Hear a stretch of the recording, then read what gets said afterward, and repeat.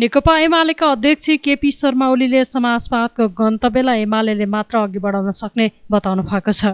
बिहिबार काठमाडौँमा एमाले उपमहासचिव प्रदीप गेवालीद्वारा लिखित पुस्तक दिशाबोधको विमोचनका साथै पार्टी प्रवेश कार्यक्रममा बोल्दै ओलीले समृद्ध नेपाल सुखी नेपालीको गन्तव्य नै समाजवादको गन्तव्य भएको भन्दै यसलाई एमाले मात्र अघि बढाउन सक्ने बताउनु भएको हो। त्यस्तै उहाँले समाजवादको गन्तव्यमा पुग्न एमाले आवश्यक नीति बनाउने धारणा राख्नुभयो। कसैप्रतिको देश र कसैप्रतिको आग्रहले कुनै राजनैतिक नीति नबनाउने उहाँको भनाइ छ।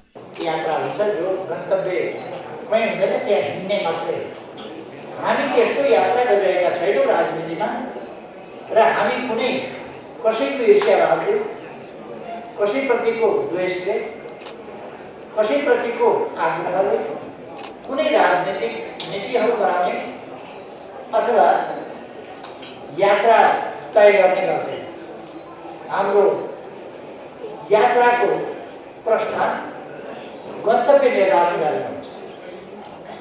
हामीले साम्यवादको गन्तव्य भनेका छौँ, समाजवादको गन्तव्य भनेका छौँ। ती कुराहरूलाई हामीले सहज ढङ्गले अहिलेका लागि समृद्ध नेपाल सुखी नेपालीको गन्तव्य भनेका छौँ, जसलाई हामीले नेपाली जनताको आकाङ्क्षा, साझा र सामूहिक आकाङ्क्षाको रूपमा भनेका छौँ र यसलाई राष्ट्रिय आकाङ्क्षा भनेका छौँ र यसलाई हाम्रो पार्टीले आफ्नो गन्तव्यको रूपमा लिएको छ। यस गन्तव्यमा कसरी पुग्ने, यसका वैचारिक काम,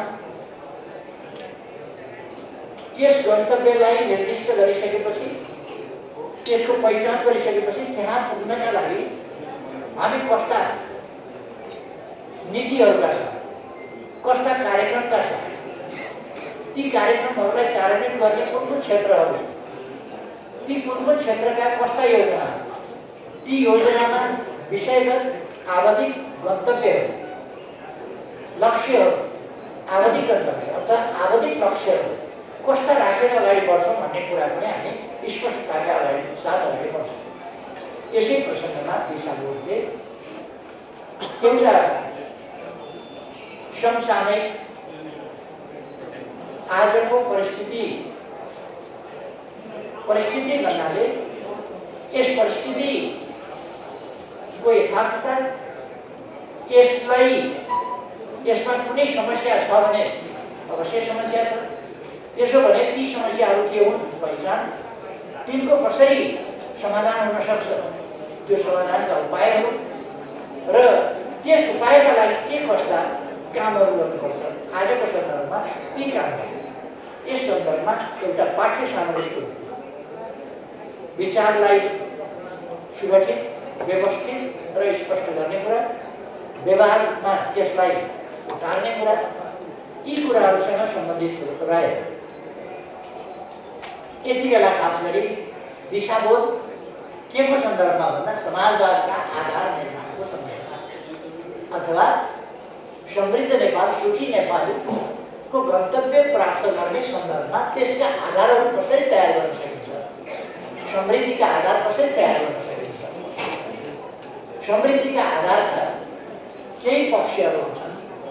राजनीतिक पक्ष भनेको प्रशासन, सरकार, सञ्चालनसँग सम्बन्धित राज्यका अङ्गहरू, राज्यका निकायहरू, तिनको समुचित परिचालन, त्यसका निम्तिका अन्य संवैधानिक र कानुनी व्यवस्थाहरू, राज्य सञ्चालनका संरचनागत र अन्य पक्षहरू, यी विभिन्न पक्ष, राज्यका विभिन्न अङ्ग र निकायहरू, ती सबै यसको सुसञ्चालन, विकासका निम्ति, स्वच्छताका निम्ति, पारदर्शिताका निम्ति, यी कुराहरूको राज्यका संयन्त्रहरूको सही परिचालन, जनताको सेवाका निम्ति राज्यका निकायहरूको परिचालन, यी कुराहरू राजनीतिक क्षेत्रका विषयहरू। त्यसै गरेर आर्थिक क्षेत्रका विषयहरू, आर्थिक नीति, कृषि सम्बन्धी नीति, उद्योग सम्बन्धी नीति, व्यापार सम्बन्धी नीति, आधुनिकीकरण सम्बन्धी नीति आदि, पर्यटन सम्बन्धी नीति र विकास र वातावरण, आजको सन्दर्भ र भोलिको भविष्य, आजको विकास र वातावरणको सुरक्षा, यी सबै पक्षहरूको सन्तुलन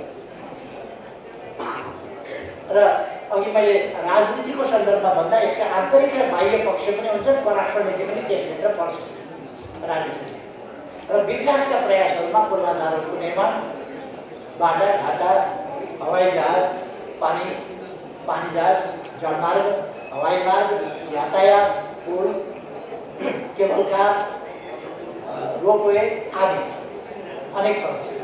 त्यसै गरेर विद्युत, सञ्चारका क्षेत्रहरूमा विकास, आइटीको क्षेत्रको विकास, जसबाट हामी सामाजिक जीवनलाई प्रगतिका निम्ति, विकासका निम्ति बढी अनुकूल बनाउन सक्छौँ र विकासका निम्ति अनुकूल सँगसँगै मानव जातिलाई सुविधा सम्पन्न जीवन पनि दिँदै जान्छ। कार्यक्रममा ओलीले नेकपा माओवादी केन्द्रका प्रवक्ता कृष्णबहादुर महराका स्वकीय सचिव प्रमोद शर्मा लगायतलाई एमाले प्रवेश गराउनु भएको थियो।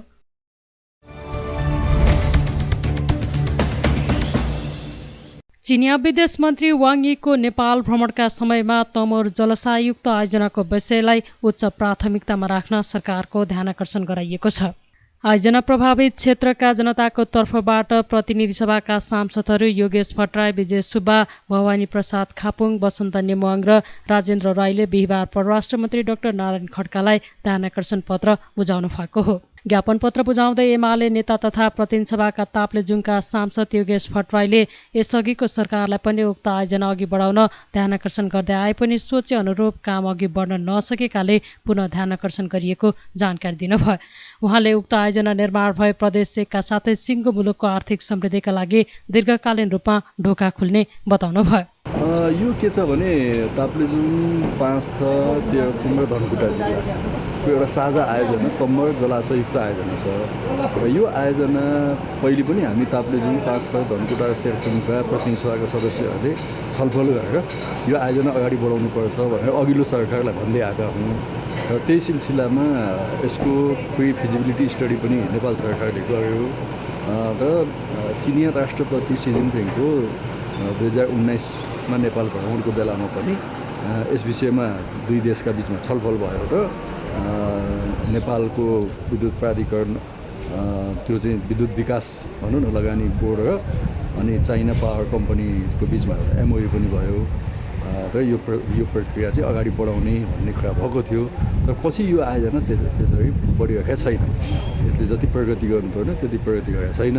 त यो आयोजना के छ भने एकदमै सस्तो आयोजना हो, जलाशययुक्त आयोजना हो। त्यहाँ चाहिँ विद्युत मात्रै उत्पादन हुने होइन कि जल यातायात पनि झन्डै 38 किलोमिटरको वर्गमा चाहिँ क्षेत्रफलमा चाहिँ यसको जलाशय तालहरू बन्छ। त्यसले गर्दा यो जल यातायातमा पनि धेरै नै प्रभावकारी हुन्छ। र अर्को त्यो पर्यटन प्रवर्धनको हिसाबले पनि त्यो क्षेत्रमा यसले चाहिँ एउटा योगदान दिन्छ र प्रदेश नम्बर 1 को निम्ति यो धेरै महत्त्वपूर्ण छ र मुलुककै लागि पनि धेरै महत्त्वपूर्ण छ। र सस्तोमा यो आयोजना बन्दैछ र त्यहाँसम्मको पहुँच मार्ग पनि तमर करिडोर बनिसकेको छ। अर्को त्यो विस्थापित हुने स्थानीयको सङ्ख्या एकदमै न्यून छ, 100 घरभन्दा पनि कम छ। वातावरणीय क्षति पनि त्यति यसको छैन र अरू नेपालका कतिपय आयोजनाभन्दा यो हरेक हिसाबले उपयुक्त छ भनेर हामीले पहिलेदेखि नै कुरा उठाउँदै आएको। र आज अब चिनिया विदेश मन्त्रीको भ्रमण भोलिदेखि नेपालमा हुँदैछ। त्यो सिलसिलामा फेरि यो विषय अलिकति प्राथमिकताका साथ नेपालको सरकारको तर्फबाट अगाडि बढाइयोस् भनेर परराष्ट्र मन्त्रीज्यूलाई हामीले ताप्लेजुङको प्रतिनिधि सभाको सदस्य, पाँचथरको प्रतिनिधि सभा सदस्य, धनकुटा र तेह्रथुमको पनि प्रतिनिधि सभाका सदस्य हामी मिलेर उहाँलाई ज्ञापन पत्र बुझाएका छौँ। प्रदेश 1 को ताप्लेजुङ, पाँचथर, तेह्रथुम र धनकुटा हुँदै बहने तमोर नदीमा 205 मिटर अग्लो बाँध बाँधेर 763 मेगावाट विद्युत उत्पादन गर्न चीनका राष्ट्रपति सी जिनपिङको नोभेम्बर 2019मा भएको नेपाल भ्रमणका क्रममा लगानी बोर्ड र पावर चाइना कर्पोरेसन बीच सम्झौता भएको थियो। सम्झौताको समयमा 2 वर्षभित्र आयोजनाको विस्तृत सम्भाव्यता अध्ययन सम्पन्न गरेर 8 वर्षभित्रमा निर्माण सम्पन्न गर्ने भनिए पनि अहिलेसम्म लगानीको मोडल निश्चित हुन नसकेको ज्ञापन पत्रमा भनिएको छ।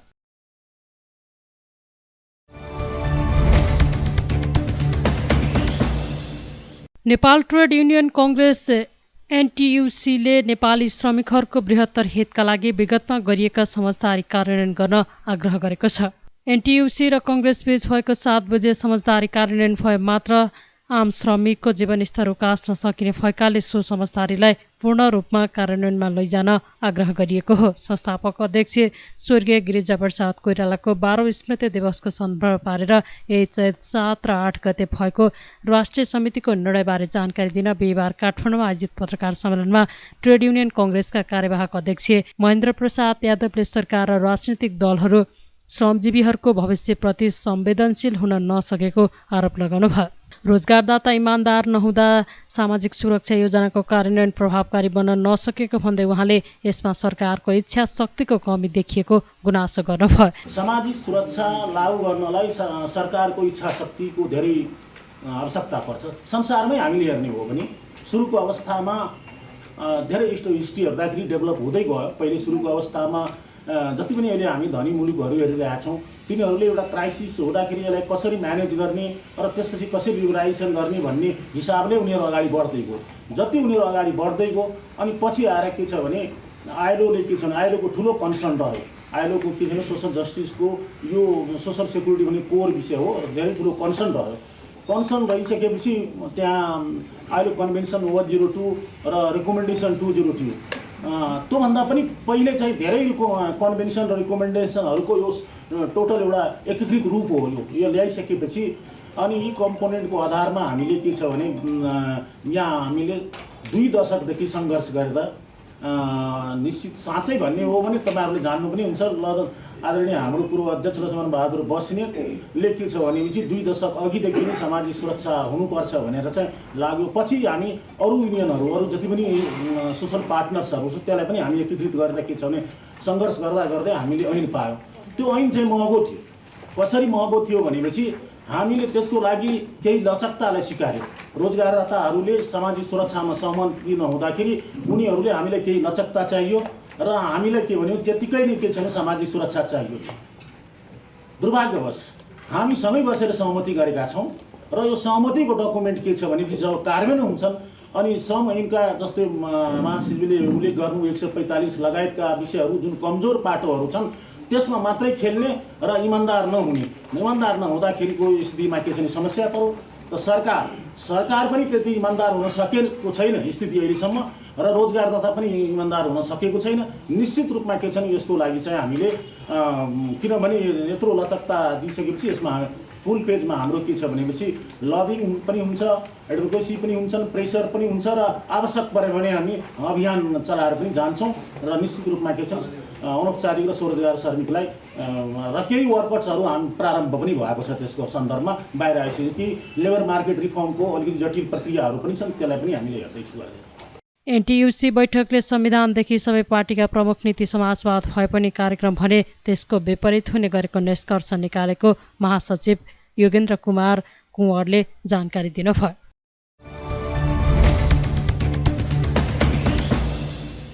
नेपाल विद्युत प्राधिकरणका कार्यकारी निर्देशक कुलमान घिसिङले भारतबाट विद्युत आयातमा समस्या देखिए पनि लोड सेडिङ नहुने स्पष्ट पार्नु भएको छ।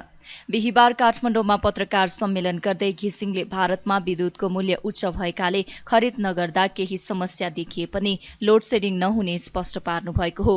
उहाँले केही दिनभित्रै समस्या समाधान हुने बताउनुभयो। घिसिङले सुक्खा मौसममा देखिएको संकट टार्न भारतसँग बिजुली किन्न खोज्दा अत्याधिक महँगो परेको बताउनुभयो। भारतबाट महँगोमा बिजुली किन्दा 35 दिनमै करिब 8 अर्ब रुपैयाँ बराबरको घाटा हुने उहाँले जानकारी दिनुभयो। हालको समस्या छोटो अवधिको रहेको भन्दै उहाँले महँगोमै बिजुली किनेर भए पनि सबै उद्योगमा पर्याप्त बिजुली आपूर्ति गरिने बताउनुभयो। रुस र युक्रेन युद्धको असर भारतीय ऊर्जा बजारमा पर्दा विद्युतको मूल्य वृद्धि हुन पुगेको उहाँले बताउनुभयो। त्यस्तै उहाँले जेठपछि नेपालमै विद्युत उत्पादन बढ्ने र त्यसपछि समस्या नहुने दावी गर्नुभयो। यो आर्थिक वर्षको अस्ति चाहिँ माघसम्मको इम्पोर्टको प्राइस चाहिँ हाम्रो करिब 4 अरबको हाराहारीमा 3 देखि 4 अरबको हाराहारी मात्रै छ र हामीले यस वर्षको प्रोजेक्सन भनेको 7 अरबदेखि 8 अरब मात्रै हाम्रो इम्पोर्ट हुन्छ भन्ने प्रोजेक्सन हो। तर यो प्राइस एकदमै हाइक भएको हुनाले करिब 10 अरबको हाराहारीमा पुग्छ होला। लास्ट इयर त्यो चाहिँ करिब 25-26 अरबको हाराहारीमा इम्पोर्ट थियो। यसपालि हाम्रो त्यो इम्पोर्ट हुँदैन, यो 2-3 महिना मात्रै हो। त्यो हुनाले यो लोड सेडिङै हुन थाल्यो कि भन्ने जुन किसिमले बाहिर चाहिँ आएको छ। लोड सेडिङ हुँदैन, लोड सेडिङ हुन हामी दिँदैनौँ। तर यो इन्डस्ट्रीलाई यही प्राइस चाहिँ रहिरह्यो, अझ योभन्दा 20 रुपियाँ 30 रुपियाँ भइरह्यो भने हामीले 35 दिनको क्यालकुलेसन गरेका थियौँ। यदि हामीले 1500 रुपियाँ 20 रुपियाँ नै तिर्नु पर्यो 35 दिनलाई भने कति प्राधिकरणलाई इफेक्ट पर्छ त भनेर क्यालकुलेसन गर्दाखेरि करिब 8 अरब एडिसनल हामीले कस्ट पे गर्नुपर्ने रहेछ। 8 अरब। र एक दिनमा आज मैले विद्युत प्राधिकरणले हामीले चाहिँ जुन प्राइस कोड गरेको छ त्यसमा चाहिँ करिब 20-22 करोड चाहिँ एक दिनमा हामीलाई एडिसनल कस्ट पे गर्नुपर्छ। अब त्यति गरेर पनि हाम्रो इन्डस्ट्रियल ग्रोथ चाहिँ इन्डस्ट्रीलाई इफेक्ट नपरोस् भनेर हामीले सपोर्ट, किनभने हामीले 2 रुपियाँमा पनि किनेका छौँ, 2 रुपियाँ 50 पैसामा पनि किनेका छौँ। अस्ति हामीले राति 1 रुपियाँ 90 पैसामा पनि किने हो र एभरेज प्राइस हाम्रो 3 रुपियाँ पनि परेकै हो र वर्षभरिको एभरेज गर्दाखेरि हामीलाई 5-6 रुपियाँ पर्ला।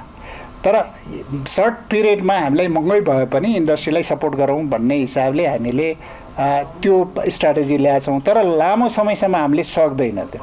हामीले चाहिँ सरकारलाई पनि र अघि भर्खरै पनि हामीले एफएनसिसिआई सिएनआईदेखि लिएर यो चाहिँ सिमेन्ट इन्डस्ट्रीका र आइरन इन्डस्ट्रीका सबैलाई बोलाए, उद्योगी साथीहरूलाई बोलाएर भर्खर मिटिङ सकेर आएको। र यस्तो क्राइसिसको बेलामा तपाईँहरूले पनि चाहिँ सपोर्ट गरिदिनु पर्यो, किनभने यो प्राइस जुन किसिमले हाइक भएको छ त्यो अवस्थामा हामीले कहाँबाट चाहिँ कसरी चाहिँ कोअपरेट गर्न सकिन्छ भने उहाँहरूसँग छलफल भएको छ, एकदम पोजिटिभ छलफल भएको छ। श्रीलङ्कामा करिब 7 घन्टाको लोड सेडिङ डिक्लेयर गरेको छ। अब चाहिँ टाटाले इन्डियामा चाहिँ यो कोलको सर्टेजको कारणले 1 दिन 2 दिनको लागि मात्रै कोल बाँकी छ र 1 देखि 2 दिन मात्रै बाँकी, 20 दिन स्टक हुनुपर्नेमा त्यो भएको हुनाले टाटाले चाहिँ दिल्लीमा लोड सेडिङ हुनसक्छ, लोड कर्टलमेन्ट हुनसक्छ भनेर थ्रेटेन दिइरहेको अवस्था छ। र पाकिस्तानमा त 15-16 घन्टाको लोड सेडिङ छ। त्यो हुनाले यो स्थितिमा र अस्ति तपाईँले सुन्नुभएको होला 1 महिना चाइनामा सबै इन्डस्ट्री बन्द भयो, कोइलाको कारणले सबै इन्डस्ट्री बन्द भयो। अहिले पनि त्यहाँ पनि समस्या छ कोइलाकै कारणले। त्यो हुनाले हामी चाहिँ एकदमै कम्फर्टेबल पोजिसनमा रहेछौँ भन्ने चाहिँ यसबाट पनि देखिन्छ। अब हामी हाइड्रो पावरबाटै हामी आत्मनिर्भर भइरहेछौँ भनेपछि हामीलाई चाहिँ यो इनर्जी सेक्युरिटीको हिसाबले हामी एकदमै कम्फर्टेबल पोजिसनमा छौँ भन्ने कुरा चाहिँ यसले हामीलाई अपर्च्युनिटी पनि हो। अब यो लङ टर्ममा गयो, असार साउन भदौ, किनभने गर्मीमा चाहिँ इन्डियामा डिमान्ड बढ्ने हो, सबै कुरा बढ्ने हो। अब असार साउन भदौ असोजमा गयो भने यदि हामीले त्यो मार्केटमा हामीले 500 मेगावाटको इलेक्ट्रिसिटी चाहिँ सेल गर्न सक्यो भने त्यो अपर्च्युनिटी सबभन्दा हाम्रो ठुलो कुरा हो।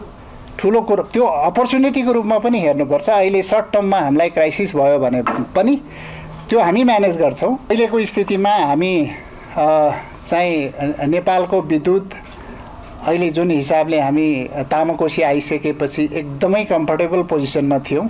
तामाकोसी 456 मेगावाट अहिले पनि चल्छ बेलुका राति, तर तामाकोसी चलाउनलाई हामीले केही इम्पोर्ट गरेर राति त्यो पानी फिल गर्नुपर्छ। बेस लोड अहिलेको बेस लोड भनेको 1150 मेगावाट जति छ मिनिमम लोड।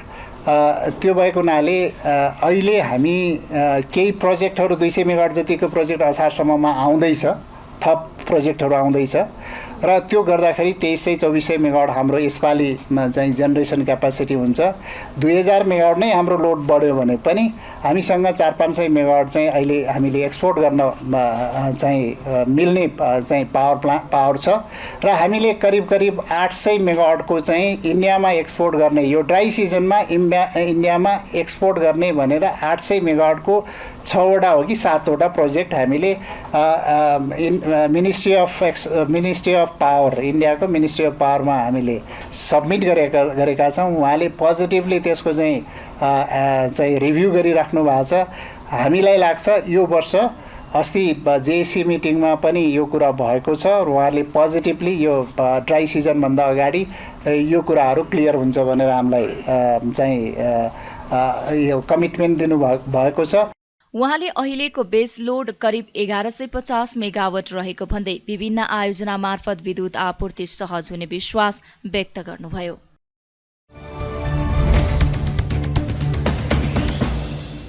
नेकपा एमाले स्थानीय तह निर्वाचनका लागि पार्टीको केन्द्रीय घोषणा पत्र मस्यौदा गर्न कार्यदल गठन गरेको छ।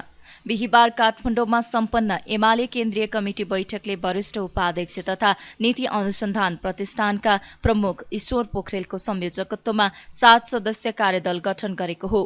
कार्यदलले चैत्र मसान्तभित्र घोषणा पत्रको मस्यौदा केन्द्रीय सचिवालय समक्ष बुझाउनेछ। त्यस्तै घोषणापत्र वैशाख 9 गते पार्टी स्थापना दिवसको अवसरमा सार्वजनिक गरिने र सोही दिन 753 वटै पालिकामा प्रतिबद्धता पत्र सार्वजनिक गर्ने निर्णय गरेको एमाले प्रचार विभाग उपप्रमुख विष्णु रिजालले जानकारी दिनुभयो। त्यसअघि घोषणापत्रको तयारीका लागि अध्यक्ष ओलीले चैत्र 16 गते 753 वटै पालिकाका कमिटिका प्रतिनिधिहरूसँग केन्द्रीय कार्यालयबाट भर्चुअल संवाद गर्ने तय भएको उहाँले बताउनुभयो। त्यस्तै बैठकले आगामी स्थानीय तहको निर्वाचनका लागि चैत्र मसान्तभित्र उम्मेद्वारहरू सिफारिस गर्न निर्देशन दिइएको छ। एमाले उम्मेद्वार चयनका लागि 6 वटा मापदण्ड पारित गरेको रिजालले बताउनुभयो। आगामी निर्वाचनका लागि कार्यक्रम गर्दा बढीमा 5 जना मात्र अतिथि राख्ने र 5 जनासम्मको मात्र भाषण राखिने पनि तय भएको उहाँले जानकारी दिनुभयो। सर्वसम्मतिका साथ हाम्रो पार्टी नेकपा एमालेलाई आसन्न निर्वाचनमा अत्याधिक बहुमत सहितको पहिलो पार्टीका रूपमा स्थापित गर्ने गरी केन्द्रीय कमिटीको यो बैठक सम्पन्न गरेका छौँ। केन्द्रीय कमिटीको बैठक समापन गर्दै गर्दा हाम्रा पार्टीका अध्यक्ष श्रद्धेय कमरेड केपी शर्मा ओलीले एउटै लय र तालका साथ जनताको सेवक भएर हरेक नेता कार्यकर्तालाई जनताको घर दैलोमा जान, उनीहरूका समस्यासँग परिचित हुन र आफूलाई कम्युनिस्ट क्रान्तिकारी नेता कार्यकर्ताका रूपमा स्थापित गर्न निर्देशन दिनुभएको छ। नेकपा एमालेसँग विचारका हिसाबमा, सङ्गठनका हिसाबमा, दृष्टिकोणका हिसाबमा प्रतिस्पर्धा गर्ने राजनीतिक दलहरू छैनन्। तथापि गठबन्धनका नाममा पार्टीको मनोबल कमजोर बनाउने, कार्यकर्ताको मनोबल कमजोर बनाउने कामहरू हुन सक्छन्। त्यसका विरुद्धमा सम्पूर्ण पार्टी पङ्क्ति एकताका साथ अगाडि बढ्नुपर्छ। यस्तो बेलामा पार्टीको अनुशासन, मर्यादा, पद्धति र प्रणालीभित्र रहेर निर्वाचनलाई केन्द्रमा राखेर पार्टी पङ्क्ति परिचालित हुनुपर्छ भन्ने कुरा अध्यक्ष कमलले निर्देशन दिनुभएको छ। साथसाथै कार्यक्रमहरूलाई प्रभावकारी, कमिटीहरूलाई प्रभावकारी बनाउनको लागि सार्वजनिक कार्यक्रमहरूमा अधिकतम 5 जना वक्ता कायम राख्ने, मञ्चमा वक्ताहरूलाई मात्रै आसन ग्रहण गराउने, माला र खादाहरूको अत्याधिक प्रयोगमा रोक लगाउने जस्ता केही देख्दाखेरि प्राविधिक लाग्ने तर व्यवस्थापनको हिसाबले हाम्रा भद्दा कार्यक्रमहरूलाई छरितो बनाउनका लागि उपयुक्त निर्देशनहरू पनि अध्यक्षले दिनुभएको छ। तेस्रोमा हाम्रो पार्टीका केही विभागहरू आंशिक रूपमा गठन भएका छन्। हाम्रो पार्टीको विधानअनुसार केन्द्रीय विभागमा 35 जनासम्म सदस्य राख्न सकिने व्यवस्था छ। अहिलेलाई केन्द्रीय कार्यालयको बैठकले 9 जनासम्म सदस्यहरू राख्ने जुन व्यवस्था गरेको थियो, त्यस अन्तर्गत केही विभागहरू गठन भएका छन्। बाँकी विभागहरूलाई पनि अविलम्ब विभाग प्रमुख र उपप्रमुखसँगको सल्लाहमा पूर्णता दिनका लागि केन्द्रीय सचिवालयलाई अधिकार प्रत्यायोजन गर्ने निर्णय गरेको छ। चौथो एजेन्डा स्थानीय तहको निर्वाचनको मापदण्ड र सिफारिस प्रक्रियाका बारेमा हाम्रो पार्टीले निर्णय गरेको छ। यसमा वडा अध्यक्षको हकमा वडा कमिटीको सिफारिस, इलाका वा गाउँ कमिटीको नगर वा गाउँ कमिटीको सिफारिस र जिल्ला कमिटीको निर्णय, गाउँपालिका अध्यक्ष, उपाध्यक्ष, नगरपालिकाका प्रमुख उपप्रमुखको हकमा गाउँ र नगर कमिटीहरूको सिफारिस र जिल्ला कमिटीको पनि सिफारिसका आधारमा प्रदेश कमिटीबाट निर्णय र उपमहानगर र महानगर कमिटीको हकमा सम्बन्धित कमिटीहरूको सिफारिस, जिल्ला र प्रदेश कमिटीको सिफारिसमा केन्द्रीय कमिटीले निर्णय गर्ने गरी हामीले यसलाई टुङ्ग्याएका छौँ। हामीले उम्मेदवार चयनका लागि 6 वटा मापदण्डहरू तय गरेका छौँ। पार्टी नीति र कार्यक्रमप्रतिको प्रतिबद्धता, निर्वाचित जनप्रतिनिधिको कामको मूल्याङ्कन, लोकप्रियता र विजयको सुनिश्चितता, आन्दोलनमा योगदान र पार्टीप्रतिको निष्ठा, कार्यक्षमता, विकास र सुशासनप्रतिको दृष्टिकोण र सन्तुलन र समावेशितालाई ध्यानमा राख्दै हामीले उम्मेदवारहरू चयन गर्नेछौँ। 5औं, स्थानीय निर्वाचन घोषणापत्रको तयारीका लागि हामीले कार्यदल बनाएका छौँ। 2079 वैशाख 9 गते नेपाल कम्युनिस्ट पार्टीको स्थापना दिवसका अवसरमा केन्द्रीय तहबाट पार्टीका दृष्टिकोणहरू सहितको निर्वाचन घोषणापत्र तय हुनेछ भने 753वटै स्थानीय तहमा स्थानीय तहका समस्याहरूलाई समावेश गरेर त्यहाँका आवश्यकताका आधारमा प्रतिबद्धता पत्र जाहेर हुनेछ। एकै दिन देशव्यापी रूपमा हामी त्यो काम गर्नेछौँ र त्यसका लागि यही चैत्र 16 गते पार्टीका अध्यक्षले 753वटै पालिकाका पार्टीका प्रतिनिधिहरूसँग भर्चुअल संवाद गर्ने कार्यक्रम पनि हामीले तय गरेका छौँ। स्थानीय निर्वाचन घोषणापत्र तयारीका लागि हाम्रो पार्टीका वरिष्ठ उपाध्यक्ष तथा नीति अनुसन्धान प्रतिष्ठानका प्रमुख कमरेड ईश्वर पोखरेलको संयोजकत्वमा पार्टीका उपाध्यक्ष तथा स्थानीय तहका संयोजक कमरेड युवराज ग्यावाली, पार्टीका उपमहासचिव तथा स्कुल विभागका प्रमुख कमरेड प्रदीप ग्यावाली, पार्टीका उपमहासचिव तथा निर्वाचन विभाग प्रमुख कमरेड विष्णु रिमाल, पार्टीका पोलिट ब्युरो सदस्य तथा स्थानीय विकास विभाग प्रमुख देवेन्द्र दाहाल, पार्टीका मध्य प्रदेशका सह इन्चार्ज कमरेड प्रभु शाह, पार्टीका बुद्धिजीवी परिषद इन्चार्ज मरुजङ थापा, यसै गरी नीति अनुसन्धान प्रतिष्ठानका सदस्य डाक्टर युवराज खतिवडा, स्थानीय विकास विभागका उपप्रमुख कमरेड प्रभा बराल, नेपाल बुद्धिजीवी परिषदका अध्यक्ष डाक्टर दिनेश चन्द्र देवकोटा र इन्जिनियर सुशील ग्यावालीलाई विज्ञका रूपमा राखेर हामीले घोषणापत्र मस्यौदा कार्यदल बनाएका छौँ र यो कार्यदललाई यो चैत मसान्तभित्र घोषणापत्रको अन्तिम मस्यौदा पार्टीको केन्द्रीय सचिवालय समक्ष प्रस्तुत गर्ने जिम्मेवारी दिएको छ। 6औं एजेन्डाका रूपमा रहेको पार्टीको वार्षिक क्यालेन्डरलाई हामीले पारित गरेका छौँ। हाम्रो पार्टी अब हरेक दिन के गर्छ भन्ने कुरा वार्षिक क्यालेन्डरमा उल्लेख हुनेछ। पार्टीको केन्द्रीय कार्यालयले त्यो क्यालेन्डर तयार गर्नेछ। हाम्रा तिथिमितिहरूदेखि हामीले गर्नुपर्ने कामहरूको लागि हामी छुट्टै एउटा पार्टीको क्यालेन्डर प्रकाशन गर्नेछौँ र त्यो क्यालेन्डरका आधारमा हाम्रो पार्टी पङ्क्ति परिचालित हुनेछ। त्यसै गरी पार्टी स्थापना दिवस जुन वैशाख 9 गते पर्छ, नेपाल कम्युनिस्ट पार्टीको स्थापना दिवस 22 अप्रिल अर्थात् 2079 वैशाख 9 गते, यसपटक पार्टीको स्थापना दिवसलाई सृजनशील ढङ्गले हामी मनाउँदैछौँ। मैले अघि पनि यहाँहरूलाई भने केन्द्रमा त्यो दिन हामी स्थानीय निर्वाचनको घोषणापत्र जारी गर्छौँ भने स्थानीय तहमा हामी प्रतिबद्धता पत्र प्रकाशित गर्छौँ। त्यसै गरी कम्युनिस्ट आन्दोलनका वरिष्ठ व्यक्तित्वहरूलाई त्यो दिन हामीले सम्मान गर्ने कार्यक्रम देशैभरि हुन्छ। 8औँमा निर्वाचनमा केन्द्रीय नेतृत्वको भूमिका छ। यसमा हामीले भूगोलमा जिम्मा लिनुभएका केन्द्रीय कमिटीका सदस्यहरू त भूगोलमा केन्द्रित भइ नै हाल्नुहुन्छ। विभाग, फाँड, जनसङ्गठनको जिम्मा लिएका केन्द्रीय कमिटीका सदस्य कमरेडहरूलाई आफ्नो काममा प्रतिकूल असर नपार्ने गरी सम्पूर्ण रूपमा भूगोलमा केन्द्रित हुन निर्देशित गरेका छौँ। बैठकले त्यो निर्णय गरेको छ। त्यसै गरी 9औँमा हामीले सचिवालयका बैठकका निर्णयहरूको अनुमोदन गरेका छौँ। यसबीचमा केन्द्रीय सचिवालयका 6वटा बैठकहरू बसेका छन्। तिनीहरूले राष्ट्रिय सभा उम्मेदवारहरूको चयनदेखि विभागहरूको गठन, यसै गरी अरू आवश्यक निर्णयहरू जुन गरेका छन् बैठकहरूले, त्यसलाई हाम्रो पार्टीको केन्द्रीय कमिटीको बैठकले ग्रहण गरेको छ र तिनलाई अनुमोदन गरेको छ। र यसै गरी अर्को एजेन्डाको रूपमा रहेको केन्द्रीय लेखा तथा आर्थिक व्यवस्थापन विनियम बैठक समक्ष प्रस्तुत भएको छ र बैठकले त्यसलाई ग्रहण गरेको छ।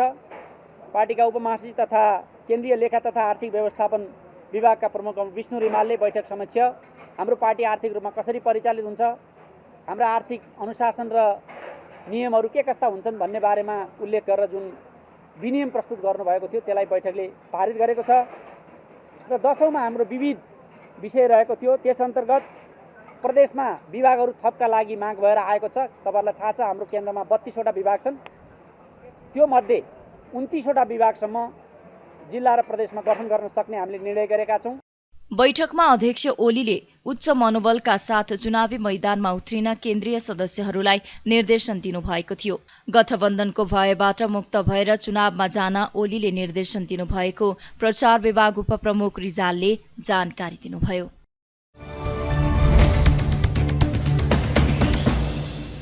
निर्वाचन आयोगले आगामी स्थानीय तहको निर्वाचनका लागि करिब 2 करोड मतपत्र छापिने जनाएको छ। आयोगमा बिहिबार आयोजित पत्रकार सम्मेलनमा सहायक प्रवक्ता सूर्यप्रसाद अर्यालले कुल मतदाता संख्याको 10% बढी अर्थात् करिब 2 करोड मतपत्र छापिने जानकारी दिनुभयो। त्यस्तै आयोगले मतदाता नामावली, मतदाता परिचय पत्र, निर्वाचनसँग सम्बन्धित निर्देशिका लगायतका सामग्री छपाईका लागि विभिन्न 6 वटा प्याकेजको बोलपत्र स्वीकृत गरी आपूर्तिकर्तासँग सम्झौता गर्न पत्रचार गरिएको जनाएको छ। सहायक प्रवक्ता अर्यालले निर्वाचन आचार संहितामा उम्मेद्वारले राजीनामा दिनुपर्ने बुँदामा अदालतको आदेश भएकाले त्यसबाहेकका अन्य आचार संहिता लागू हुने जानकारी दिनुभयो। त्यस्तै उहाँले निर्वाचन आचार संहिता कार्यान्वयनका सम्बन्धमा सरोकारवालासँगको अन्तर्क्रियात्मक कार्यक्रम सुरु भएको बताउनुभयो। सम्मत 2079 साल वैशाख 30 गते सम्पन्न हुने स्थानीय तहको निर्वाचनका लागि मिति 2078-12-7 गते उपरान्त आयोगले निम्न बमोजिमका निर्णयहरू गरी कार्यान्वयन प्रक्रिया अगाडि बढाएको छ। 1. निर्वाचन प्रयोजनका लागि आयोगमा दर्ता भएका दलहरूमध्ये राष्ट्रिय मान्यता प्राप्त बाहेकका 73 राजनीतिक दलहरूलाई आयोगको मिति 78-12-2 को निर्णय अनुसार आफ्नो जिल्ला स्तरको संगठन संरचना, जिल्ला समितिको विवरण आयोग र निर्वाचन कार्यालयमा मिति 78-12-6 गते भित्र पेश गर्न निर्देशन दिए बमोजिम दलहरूले आयोग र निर्वाचन कार्यालयमा प्राप्त विवरण रुजु तथा भिडान गर्ने कार्य भइरहेको छ। 2 नम्बर, निर्वाचन आचार संहिता कार्यान्वयनका सम्बन्धमा सरकारवालाहरूसँगको अन्तर्क्रियात्मक कार्यक्रम देशभर विभिन्न स्थानमा हिजो मिति 2078-12-9 बाट प्रारम्भ भएको छ। यो कार्यक्रम देशका विभिन्न 15 स्थानमा, केन्द्रमा एउटा र 14 वटा जिल्लाहरूमा हामी सञ्चालन गर्नेछौँ र 7 वटै प्रदेशका सदरमुकाममा ती अथवा राजधानीमा ती कार्यक्रमहरू सञ्चालन हुनेछ। 3. मतदाता नाली, मतदाता परिचय पत्र, निर्वाचनसँग सम्बन्धित निर्देशिका लगायतका सामग्री छपाईका लागि विभिन्न 6 वटा प्याकेजको बोलपत्र स्वीकृत गरी आपूर्तिकर्तासँग सम्झौता गर्न पत्रचार गरिएको छ। सम्मानित सर्वोच्च अदालतको निर्णयको कुरा यहाँले गर्नुभएको होला। त्यो विषय भनेको निर्वाचन आचार संहिताको एउटा दफासँग सम्बन्धित हो र उक्त दफा हाललाई कार्यान्वयन नगर्ने निर्देशन भएको छ। त्यसबाहेक अरू दफाहरू त कार्यान्वयन नै हुन्छन्। मुख्य कुरा चाहिँ अब यो जनशिक्षा सामग्री केन्द्रसँग हामीले कुराकानी बढाएका छौँ मतपत्र छपाईको लागि। मतपत्र छपाई गर्नको लागि करिब 2 करोड मतपत्र छाप्नुपर्ने हुन्छ, किनकि हाम्रो अन्तिम मतदाता नालीमा कायम हुने मतदाता सङ्ख्या करिब 1,77,00,000 हाराहारीमा होला। त्यो चाहिँ आगामी 13 गते आयोगले अन्तिम मतदाता नाली प्रकाशन गरेपछि यकिन हुन्छ र त्यसको करिब 10-15% हामीले थप मतदाता यो मतपत्र चाहिँ छाप्नु पर्दछ। भनेको मतलब विभिन्न कारणहरू जोखिमलाई चाहिँ मध्यनजर गरेर केही बढी मतपत्र छाप्नु पर्दा करिब 2 करोडको सङ्ख्यामा मतपत्रहरू छापिन्छन्। खर्चको कुरामा त यो दुईटा अब आयोगले छाप्न दिने र जनशिक्षा सामग्री अथवा यदि जनशिक्षा सामग्रीसँग भएन भने अर्को छापा संस्थासँग पनि सम्झौता गर्नुपर्ने हुनसक्छ। दुईटाको चाहिँ बलबाट अथवा दुईटाको चाहिँ दर रेटबाट चाहिँ त्यो निर्धारण हुन्छ। त्यसको यकिन टोटल खर्च चाहिँ अहिले भन्न सकिने स्थिति छैन। आयोगले राष्ट्रिय मान्यता प्राप्त दल बाहेकका 73 राजनीतिक दलहरूलाई जिल्ला स्तरको संगठन संरचनाको विवरण पेश गर्न भनिएकोमा प्राप्त विवरण रुजु तथा विधान गर्ने काम भइरहेको जनाएको छ।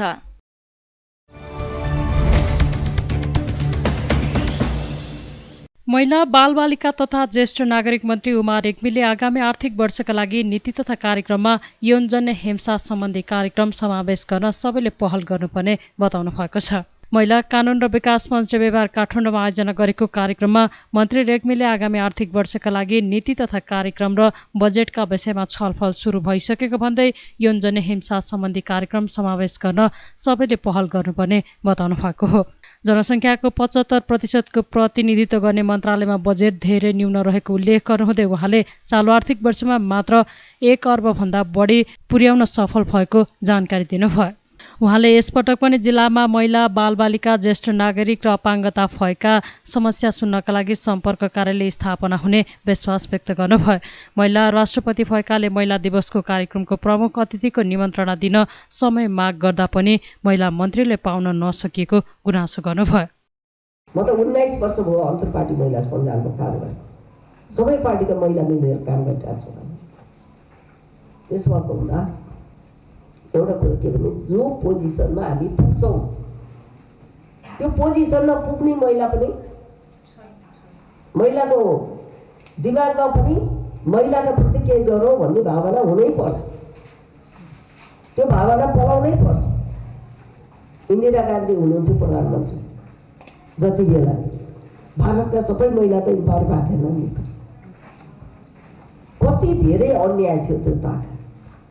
इन्दिरा गान्धी प्रधानमन्त्री भइरहने समयको अध्ययन गरौँ, खै कतै महिलालाई चाहिँ हुन्थ्यो। त्यस कारणले अब यो 2टा महिलाहरू मात्रै माथि पुगेर पनि हुँदैन। यो त तलदेखि ग्रासरुटदेखि डोको बोक्ने मान्छेलाई, महिलालाई कसरी चाहिँ इम्पावर गर्ने भनेर डोको बोक्ने महिलाको पिक्चर सम्झेर के अरे चाहिँ बल्ल हामीले कर्णालीका महिलाको पिक्चर सम्झेर बल्ल हामीले चाहिँ हर ठाउँमा पुग्नेले, अदालतमा पुग्ने महिलाले, राष्ट्रपति उपराष्ट्रपति हुने महिलाले, मन्त्री हुने महिलाले, हरेकले हर ठाउँमा आयोगमा पुग्ने महिलाले, हर ठाउँमा हामीले त्यो दृष्टिकोण राखेर काम गर्न सक्यौँ भने मात्रै हुन्छ। सबै काम हामी म मन्त्री भए मैले पनि केही गर्न सक्दिनँ सबै, तर एउटा 2टा चिज मात्रै गरौँ भन्ने हेतुले म यो मन्त्रालयमा आएको। मलाई प्रधानमन्त्रीले यो मन्त्रालयमा पठाउन लाग्नु भएको थियो। म जिन्दगीभर सडकमा लडेँ। अनि यही महिला इस्युमा अहिले चाहिँ के अरे चाहिँ म चाहिँ बजेट थोरै छ भने अर्को मन्त्रालयमा भाग्न मन लाग्यो। मलाई त्यो मेरो उद्देश्य पनि त्यो थिएन र म यही मन्त्रालयमा जान्छु भने अचम्मको मान्छे रहेछ, महिला मन्त्रालय रोजी भनेर भन्ने कुरा पनि गर्नुभयो प्रधानमन्त्रीले। त्यसमा हुँदाखेरि केही 2टा कुरा भने गर्न सकिन्छ कि भनेर आएको। बाधा व्यवधान धेरै छ, मैले चाहनु नहोला। यहाँहरूले आज नीतिमा यौन जन्य हिंसा सम्बन्धी नीतिगत छलफलमा के अरे चाहिँ बोलाउनु भयो। मैले लिलीजीहरू सबैलाई बोलाएर मन्त्रालयमा छलफल पनि गरेको छु। ल मलाई 1 2 3टा सुझाव दिनु पऱ्यो, के राख्नु पऱ्यो, नीतिमा के चाहियो राख्नु पऱ्यो भनेर मैले उहाँहरूसँग पनि सुझाव दिएँ। अरू धेरैसँग थोरै मात्रामा 2-4 जना मात्रै बोलाएर मैले त्यो कुरा भनिरहेको छु। महिला आयोगलाई पनि भनेको छु, के हो गर्नुपर्ने नीतिमा सुझाव के हो मलाई लिखित दिनुहोस्। तर घरिभित्र लाए अब आजभोलि नै नीतिगत छलफल गर्नु छ। त्यस कारणले यहाँहरूले पनि के अरे चाहिँ यो नीतिमा यो नै ठोस रूपमा समस्या छ, हामी सबैलाई थाहा छ। कार्यक्रममा मञ्चका कार्यकारी निर्देशक सबिन श्रेष्ठले महिलाका विषयमा भएका कानुनी व्यवस्था एवं सर्वोच्च अदालतले गरेका आदेश कार्यान्वयन नहुँदा समस्या आएको बताउनुभयो।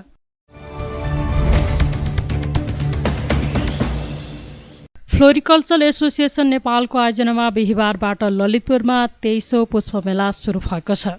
एसोसिएसनका महासचिव विश्वमणि पोखरेलले स्वच्छ वातावरण तथा आर्थिक समृद्धिका लागि पुष्प व्यवसाय भन्ने नाराका साथ मेलाको आयोजना गरिएको जानकारी दिनुभयो।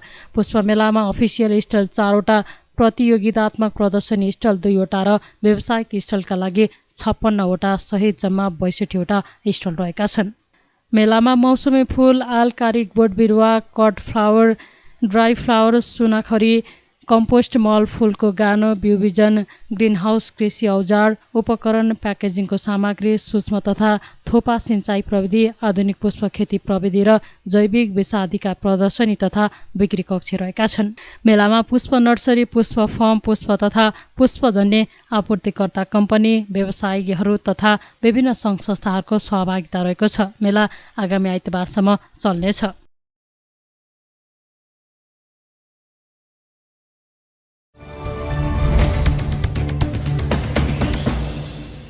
नेपालमा थप 35 जनामा कोरोना संक्रमण पुष्टि भएको छ।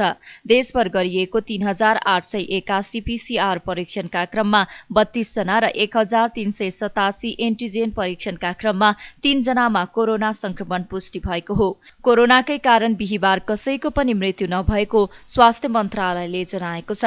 त्यस्तै 266 जना निको हुँदा हालसम्म नेपालमा 9,64,127 जना निको भएका छन्।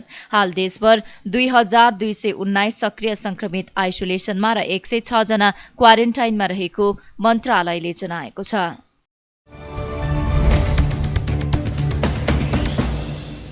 ललितपुरको पाटन दरबार संग्रहालयमा 4 दिने 5औं प्राङ्गारिक कृषि मेलाको आयोजना गरिने भएको छ। बिहीबार काठमाडौँमा पत्रकार सम्मेलन गर्दै अर्ग्यानिक कृषि मेला अर्ग्यानिक एसोसिएसन अफ नेपाल र Kanchenjunga tea estate and research सेन्टरको संयुक्त आयोजनामा 2079 साल वैशाख 1 गतेदेखि 4 गतेसम्म हुने जानकारी दिएको हो। जल, जंगल, जमिन र जीवनलाई सुरक्षित राखी समाजलाई स्वस्थ राख्नका लागि उत्पादनदेखि नै ध्यान दिन आवश्यक भएकाले सबै प्रकारका कृषि उत्पादनहरू जैविक र वैदिक हुनुपर्ने र जसको उपभोगबाट मानिस निरोगी हुन सकोस् भन्ने मेलाको उद्देश्य रहेको आयोजकले जनाएको छ।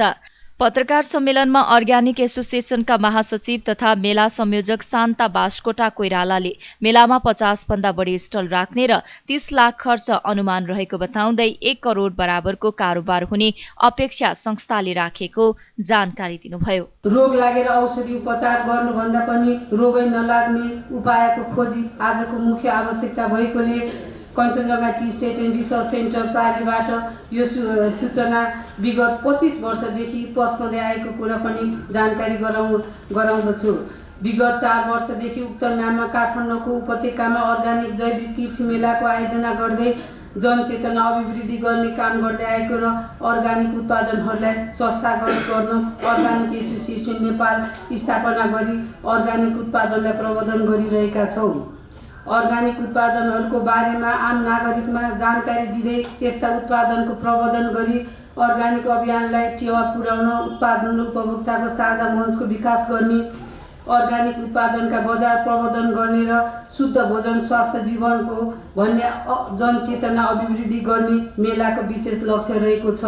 4 दिनसम्म चल्ने मेलामा नेपाल सरकार, उद्योग वाणिज्य तथा आपूर्ति मन्त्रालय अन्तर्गत व्यापार तथा निकासी प्रवर्धन केन्द्रको सहयोग रहने संस्थाले जनाएको छ।